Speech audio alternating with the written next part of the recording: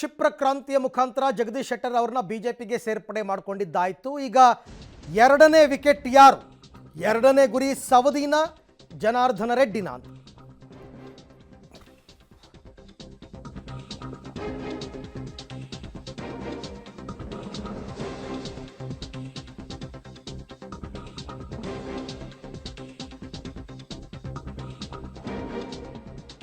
ಎರಡನೇ ಗುರಿ ಅದು ಸೌದಿನ ಅಥವಾ ರೆಡ್ಡಿನ ಅಂತ.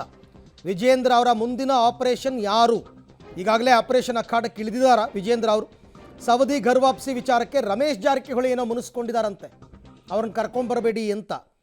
ಹಾಗಾಗಿ ಈಗ ಕಾಂಗ್ರೆಸ್ನಲ್ಲಿ ಒಂದು ರೀತಿ ತಲ್ಲಣ, ಬಿ ಜೆ ಪಿಯಲ್ಲಿ ಸಂಚಲನ ಮೂಡ್ತಾ ಇದೆ. ಚುನಾವಣೆ ಮುಂದೆ ಇಟ್ಕೊಂಡು ವಿಜೇಂದ್ರ ಅವರು ರಾಜ್ಯಾಧ್ಯಕ್ಷರಾಗಿ ಪಕ್ಷವನ್ನು ಬಿಟ್ಟು ಹೋದವ್ರನ್ನ ಮತ್ತೆ ವಾಪಸ್ ಕರ್ಕೊಂಬರುವಂತಹ ಪ್ರಯತ್ನವನ್ನು ಮಾಡ್ತಾ ಇದ್ದಾರೆ. ಹಾಗಾಗಿ ಜಗದೀಶ್ ಶೆಟ್ಟರ್ ಅವರು ಈಗಾಗಲೇ ದೆಹಲಿಯಲ್ಲಿ ಬಿ ಜೆ ಪಿಗೆ ಸೇರ್ಪಡೆ ಆಯಿತು. ಇನ್ನು ನೆಕ್ಸ್ಟು ಸವದಿ ಅವ್ರದ್ದೊಂದು ಪ್ರಾಬ್ಲಮ್ ಏನಂದರೆ, ಸವದಿ ಅವರು ಚುನಾಯಿತ ಪ್ರತಿನಿಧಿ, ಕಾಂಗ್ರೆಸ್ ಚಿಹ್ನೆಯಿಂದ ಗೆದ್ದಿರೋರು. ಅವ್ರು ಕಾಂಗ್ರೆಸ್ ಬಿಟ್ಟು ಬಿ ಜೆ ಪಿಗೆ ಬರಬೇಕು ಅಂದರೆ ರಾಜೀನಾಮೆ ಕೊಟ್ಟು ಬರಬೇಕಾಗುತ್ತೆ. ಆದರೆ ಜನಾರ್ದನ್ ರೆಡ್ಡಿ ಅವ್ರದ್ದು ಹಂಗಲ್ಲ, ಅವ್ರ ಪಕ್ಷವನ್ನೇ ಬೇಕಾದರೆ ಬಿ ಜೆ ಪಿ ವಿಲೀನ ಮಾಡ್ಬೋದು. ಯಾಕೆಂದರೆ ಅವರ ಪಕ್ಷದಿಂದ ಗೆದ್ದಿರ್ತಕ್ಕಂಥ ಏಕೈಕ ಶಾಸಕರವರು. ಹಾಗಾಗಿ ಯಾರನ್ನು ಕರ್ಕೊಂಡು ಬರ್ತಾರೆ? ಜಗದೀಶ್ ಶೆಟ್ಟರ್ ಬೆನ್ನಲ್ಲೇ ಲಕ್ಷ್ಮಣ ಸವದಿಗೂ ಕೂಡ ವಿಜೇಂದ್ರ ಅವರು ಗಾಳ ಹಾಕಿದ್ದಾರೆ. ಸಹಜ ಅದು. ಅವ್ರು ಮೊನ್ನೆ ಹೇಳಿಕೆ ಕೊಟ್ಟಿದ್ದೇ ಗೊತ್ತಾಯಿತು, ದೇಹ ಮಾತ್ರ ಕಾಂಗ್ರೆಸ್ನಲ್ಲಿದೆ, ಮನಸ್ಸು ಬಿ ಜೆ ಪಿನಲ್ಲಿದೆ ಅಂತ. ಸವದಿ ಬಂದರೆ ಬೆಳಗಾವಿ, ಚಿಕ್ಕೋಡಿ, ಹಾವೇರಿ, ಗದಗ, ಬಾಗಲಕೋಟೆ ಭಾಗದಲ್ಲಿ ಪಕ್ಷಕ್ಕೆ ಲಾಭ ಆಗುತ್ತೆ ಅಂತಕ್ಕಂಥ ಲೆಕ್ಕಾಚಾರ ಲಿಂಗಾಯತ ಕಮ್ಯುನಿಟಿ ಅವರು. ಹಾಗಾಗಿ ಯಡಿಯೂರಪ್ಪ ವಿಚಾರದಲ್ಲಿ ಸ್ವಲ್ಪ ಸವದಿಯವರು ಮುನಿಸ್ಕೊಂಡಿದ್ದಾರೆ. ಬಟ್ ಸರಿಪಡಿಸ್ತಾರೆ ವಿಜೇಂದ್ರ ಅವರು ಅಂತ. ಸವದಿ ತಾಕತ್ತು ಗೊತ್ತಿರುವ ವಿಜೇಂದ್ರ ಅವರು ನಿರಂತರವಾಗಿ ಪ್ರಯತ್ನ ಪಡ್ತಾ ಇದ್ದಾರಂತೆ. ಆದರೆ ಸವದಿ ವಾಪಸ್ ಬರೋದು ರಮೇಶ್ ಜಾರಕಿಹೊಳಿಗೆ ಇಷ್ಟ ಇಲ್ವಂತೆ. ಒಂದೇ ಜಿಲ್ಲೆಯವರು, ಅವ್ರನ್ನ ವಿರೋಧ ಕಟ್ಕೊಂಡೆ ಮಹೇಶ್ ಕುಮಟಳ್ಳಿನ ಅವ್ರ ವಿರುದ್ಧ ನಿಲ್ಲಿಸಿದ್ರು ರಮೇಶ್ ಜಾರಕಿಹೊಳಿ. ಹಾಗಾಗಿ ಅವ್ರು ಬರೋದು ಬೇಡ ಅಂತ ಕೆಲ ನಾಯಕರ ಮುಖಾಂತರ ವಿಜೇಂದ್ರ ಕಿವಿಗೂ ಈ ವಿಚಾರವನ್ನು ರಮೇಶ್ ತಲುಪಿಸಿದಾರಂತೆ. ಆದರೆ ಲೋಕಸಭೆಯಲ್ಲಿ ಹೆಚ್ಚಿನ ಸೀಟ್ ಗೆಲ್ಲೋದಕ್ಕೆ ಹೊಂದಾಣಿಕೆ, ಸಹಕಾರ ಸೂತ್ರಕ್ಕೆ ವಿಜೇಂದ್ರ ಅವರು ಮೊರೆ ಹೋಗ್ತಾ ಇದ್ದಾರೆ. ಇನ್ನು ಶಾಸಕ ಜನಾರ್ದನ್ ರೆಡ್ಡಿ ಅವ್ರನ್ನ ಕರ್ಕೊಂಡು ಬರೋದಕ್ಕೂ ವಿಜೇಂದ್ರ ಅವರು ತಂತ್ರಗಾರಿಕೆ ರೂಪಿಸ್ತಾ ಇದ್ದಾರೆ. ರೆಡ್ಡಿ ಅವರು ಘರ್ ವಾಪಸಿ ಆದರೆ ಬಳ್ಳಾರಿ, ವಿಜಯನಗರ, ಕೊಪ್ಪಳ ಭಾಗದಲ್ಲಿ ಲಾಭವಾಗುತ್ತೆ. ಒಬ್ಬೊಬ್ಬ ನಾಯಕರ ತಾಕತ್ತು ಹಾಗಿರುತ್ತೆ. ಸುಮ್ಮನೆ ಯಾರ್ಯಾರನೋ ಕರ್ಕೊಂಬರಕ್ಕೆ ಪ್ರಯತ್ನ ಪಡಲ್ಲ, ಬರೋದ್ರಿಂದ ಏನು ಲಾಭ ಅಂತ ನೋಡೋದು. ಲಕ್ಷ್ಮಣ ಸವದಿ ಅವರು ಹಿರಿಯರಿದ್ದಾರೆ, ದೈಹಿಕವಾಗಿ ಅವ್ರು ಅಲ್ಲಿದ್ದರೂ ಕೂಡ ಅವ್ರ ಮನಸ್ಸು ಕೂಡ ಅವ್ರದ್ದು ಬಿ ಜೆ ಪಿಯಲ್ಲೇ ಇರ್ತದೆ. ಅವ್ರು ಏನಾರ ಹೇಳಿಕೆ ಕೊಡ್ಬೋದು, ಆದರೆ ಮುಂದೆ ಏನಾಗ್ತದೆ ಅಂತಕ್ಕಂಥದ್ದು ಕಾಲವೇ ಎಲ್ಲದಕ್ಕೂ ಕೂಡ ಉತ್ತರವನ್ನು ಕೊಡ್ತದೆ. ಆದರೆ ನಾವು ಯಾರಿಂದೂ ಕೂಡ ಹುಡ್ಕೊಂಡು ಹೊರಟಿಲ್ಲ. ರಾಷ್ಟ್ರದ ಹಿತದೃಷ್ಟಿಯಿಂದ ನರೇಂದ್ರ ಮೋದಿಜಿಯವರು ಮತ್ತೊಮ್ಮೆ ಪ್ರಧಾನಮಂತ್ರಿ ಆಗಬೇಕು ಅನ್ನುವ ಸದುದ್ದೇಶ ಇಟ್ಕೊಂಡು ಯಾರೇ ಮುಂದೆ ಬಂದರೂ ಸಹ ಅವರನ್ನು ಸ್ವಾಗತವನ್ನು ಮಾಡ್ತೇವೆ. ಸವದಿ ಅವರು ಬರ್ತಾರೆ, ಖಂಡಿತವಾಗೂ ಪ್ರಾರಂಭ. ಇನ್ನು ಭಾಳ ಜನ ಬರ್ತಾರೆ, ನಾನು ಯಾರ ಹೆಸರು ಹೇಳಲ್ಲ, ಪ್ರಿಯಂಪ್ಟ್ ಮಾಡೋಕ್ಕೆ ತಯಾರಿಲ್ಲ. ಖಂಡಿತವಾಗೂ ದೊಡ್ಡ ಪ್ರಮಾಣದಲ್ಲಿ ಬರ್ತಾರೆ. ಅಷ್ಟೇ ಅಲ್ಲ, ಲೋಕಸಭಾಕ್ಕಿಂತ ಮುಂಚೆ ಕರ್ನಾಟಕ ರಾಜಕಾರಣದಲ್ಲಿ ಭಾಳ ದೊಡ್ಡ ಬದಲಾವಣೆ ಆಗುತ್ತೆ. ನನಗೆ ಸೌದಿ ಭಾಳ ಆತ್ಮೀಯ ಸ್ನೇಹಿತ. ಅವರು ಕಾಂಗ್ರೆಸ್ಸಲ್ಲಿದ್ದರೂ ಕೂಡ ನನ್ನ ಜೊತೆ ಒಳ್ಳೆಯ ಸಂಬಂಧ ಇದೆ. ನಾನು ಅವರು ಭಾಳ ಫ್ರೆಂಡ್ಸು. ಇಲ್ಲ ಆ ಥರದ್ದೇನು ಇನ್ನೂ ನಾನು ಚರ್ಚೆ ಮಾಡೋಕ್ಕೆ ಹೋಗಿಲ್ಲ. ಫ್ರೆಂಡ್ ಇದ್ದಾರೆ, ನೋಡೋಣ. ಅವರು ಯಾಕಂದರೆ ಅವ್ರು ಮನಸ್ಫೂರ್ತಿಯಾಗಿ ಬರಬೇಕು. ನಮ್ಮ ಬಿ ಜೆ ಪಿಯಲ್ಲಿ ಇದ್ದಂಥವ್ರು ಅವರು. ಈಗ ತೀರ್ಮಾನ ಅವ್ರಿಗೆ ಸೇರಿರ್ತಕ್ಕಂಥದ್ದು, ತೀರ್ಮಾನ ಏನು ಮಾಡ್ತಾರೆ ಅಂತ. ನನಗೇನು ಅದರದ್ದು ಪರಿಣಾಮ ಆಗ್ತಿದೆ ಅಂತ ನನಗೇನು ಅನ್ನಿಸ್ಲಿಕ್ಕಿಲ್ಲ. ಅದರದ್ದು ಕಾಂಪೆನ್ಸೇಟ್ ಮಾಡುವಂಥ ಕೆಲಸ ನಮ್ಮ ಪಕ್ಷದ ಮುಖಂಡರು ಮಾಡ್ತಾರೆ.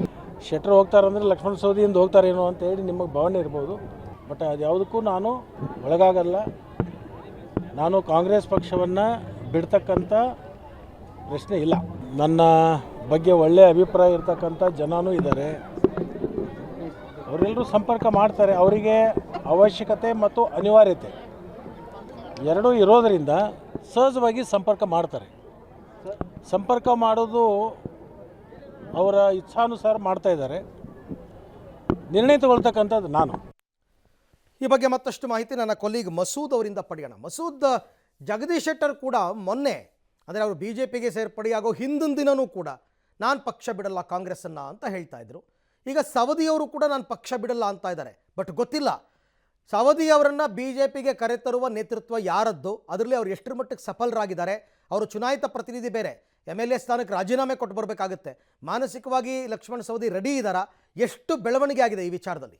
ಅರವಿಂದ್, ಒಂದು ರೀತಿಯಲ್ಲಿ ರಾಮ ಮಂದಿರದ ಸುನಾಮಿ ಇಡೀ ದೇಶಾದ್ಯಂತ ಎದ್ದಿದೆ. ಜೊತೆಗೆ ಮೋದಿ ಅವರ ಅಲೆ, ಇವೆರಡನ್ನೂ ಕೂಡ ರಾಜ್ಯ ಕಾಂಗ್ರೆಸ್ ನಾಯಕರು ತಡೆಯೋದಕ್ಕಾಗಲ್ಲ ಅನ್ನುವಂಥ ಬಲವಾದ ನಂಬಿಕೆಯಲ್ಲಿ ರಾಜ್ಯ ಬಿಜೆಪಿ ನಾಯಕರಿದ್ದಾರೆ. ಆ ಹಿನ್ನೆಲೆಯಲ್ಲೇ ವಿಜೇಂದ್ರಗೆ 28 ಸ್ಥಾನವನ್ನು ಕೂಡ ಗೆಲ್ಲುವಂತಹ ಸವಾಲಿದೆ. ಆ ಹಿನ್ನೆಲೆಯಲ್ಲಿ ಒಂದು ರೀತಿಯಲ್ಲಿ ಆಪರೇಷನ್ ಅಖಾಡಕ್ಕೆ ಇಳಿದಿದ್ದಾರೆ. ಪೂರಕವಾಗಿ ಶೆಟ್ಟರ್ ಅವ್ರನ್ನ ಬಿಜೆಪಿಗೆ ಮರಳಿ ಕರೆತರುವ ಮೂಲಕ ಕಾಂಗ್ರೆಸ್ಗೆ ಟಕ್ಕರ್ ಕೊಟ್ಟಿದ್ದಾರೆ. ಇನ್ನು ಎರಡನೆಯ ಗುರಿ ಸವದಿ ಅವರು ಮತ್ತೆ ರೆಡ್ಡಿ ಅವರು ಅಂತ ಕೂಡ ಹೇಳಲಾಗ್ತಿದೆ.